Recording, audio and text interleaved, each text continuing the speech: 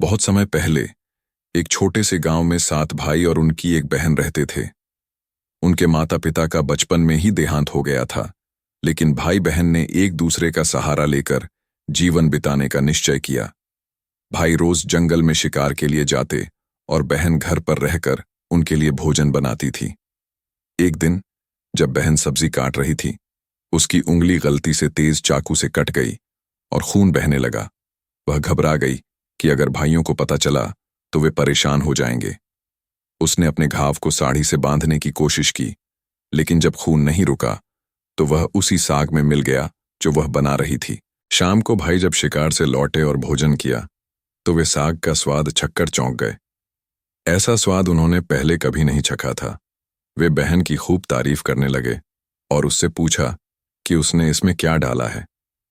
पहले तो बहन झिझकी, लेकिन बड़े भाई के बार बार पूछने पर उसने सच बता दिया कि उसकी उंगली कट गई थी और उसका खून साग में मिल गया था।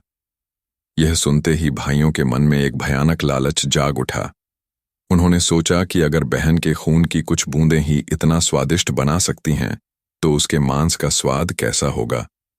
बड़े भाई ने इस खतरनाक विचार को बाकी भाइयों से साझा किया और सभी ने सहमति जता दी कि वे अपनी ही बहन को मार डालेंगे और उसका मांस खाएंगे। भाइयों ने सोचा कि इसे करने का सबसे अच्छा तरीका यह होगा कि वे उसे शादी का झांसा देकर जंगल ले जाएं। पर सबसे छोटा भाई इस साजिश से बहुत दुखी था। वह अपनी बहन को बचाना चाहता था, लेकिन अकेले 6 भाइयों के खिलाफ कुछ नहीं कर सकता था। अगले दिन बड़े भाई ने बहन से कहा, हमने तुम्हारे लिए एक बहुत अच्छा वर खोजा है, चलो तुम्हें उससे मिलवाते हैं। बहन यह सुनकर बहुत खुश हो गई और खुशी खुशी भाइयों के साथ चल पड़ी। चलते चलते जब वह थक गई तो उसने पूछा, भैया मेरा ससुराल अभी कितना दूर है? बड़े भाई ने उत्तर दिया, बस थोड़ी ही दूर और। आखिरकार वे एक ऊंचे टीले पर पहुंचे, जहां भाइयों ने उसे पकड़कर एक खंभे से बांध दिया। तब बहन को समझ आया कि वे उसे मारने वाले हैं। वह रोने लगी और ईश्वर को पुकारने लगी। बड़े भाई ने तीर चलाने की कोशिश की, लेकिन निशाना चूक गया। फिर दूसरे भाई ने तीर चलाया, लेकिन वह भी निशाना चूक गया। इसी तरह एक एक कर सभी भाइयों ने तीर चलाया, लेकिन हर बार निशाना चूकता गया। अब छोटे भाई की बारी आई। 6 भाइयों ने उसे धमकाया कि अगर उसने निशाना चूका तो वे उसे भी मार डालेंगे। बहन ने अपने छोटे भाई को घबराया हुआ देखा। वह नहीं चाहती थी कि उसकी वजह से उसके छोटे भाई की भी जान जाए, इसलिए उसने रोते हुए कहा, भैया मेरी छाती में तीर मारो ताकि मैं जल्दी मर जाऊं। छोटे भाई ने आंसू बहाते हुए तीर चलाया और तीर सीधा बहन की छाती में जा लगा। वह दर्द से कराह उठी और कुछ ही क्षणों में उसके प्राण निकल गए।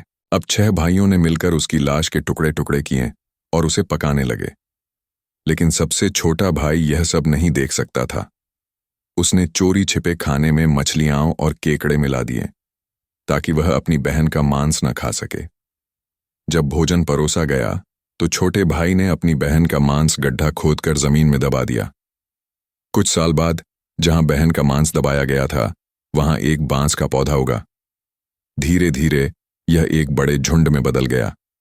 एक दिन एक महात्मा वहां से गुजरे और उन्होंने इस बांस के पौधे में एक अद्भुत शक्ति महसूस की।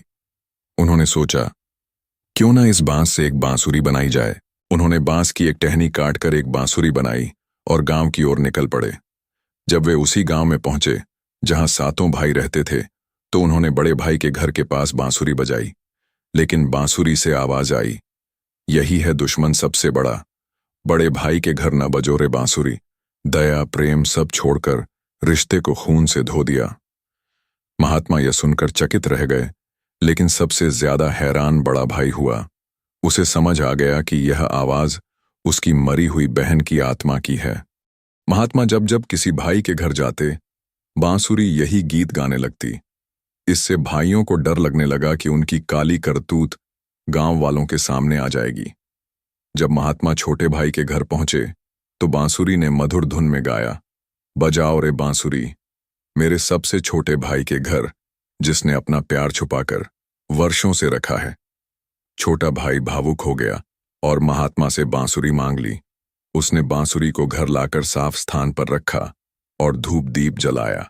कुछ दिनों बाद उसने देखा कि जब वह घर पर नहीं होता तो कोई अदृश्य शक्ति घर की सफाई कर देती, वस्त्र तह लगाकर रख देती और दीपक भी जल जाता। एक दिन उसने छुपकर देखा कि बांसुरी से उसकी बहन की आत्मा बाहर आती और घर का काम करती थी। यह देखकर वह स्तब्ध रह गया। उसकी भाभी ने उसे सलाह दी, जब बहन की आत्मा बांसुरी से बाहर आए तो बांसुरी को आग में डालकर उस पर गंगा जल छिड़को। छोटे भाई ने वैसा ही किया। जैसे ही बांसुरी को आग में डाला और गंगा जल छिड़का, उसमें से एक अद्भुत चमक निकली। धीरे धीरे उसकी बहन का रूप उभरने लगा। कुछ और छींटे पड़ते ही वह जीवित हो उठी। छोटे भाई की आंखों से आंसू छलक पड़े। उसने दौड़कर अपनी बहन को गले लगा लिया। जब गांव वालों को यह पता चला तो उन्होंने 6 भाइयों को गांव से निकाल दिया। उन्होंने चेतावनी दी कि अगर वे कभी लौटे तो उन्हें पत्थरों से मार दिया जाएगा। 6 भाई जंगल में भटकते रहे और भूख प्यास से तड़पकर मर गए।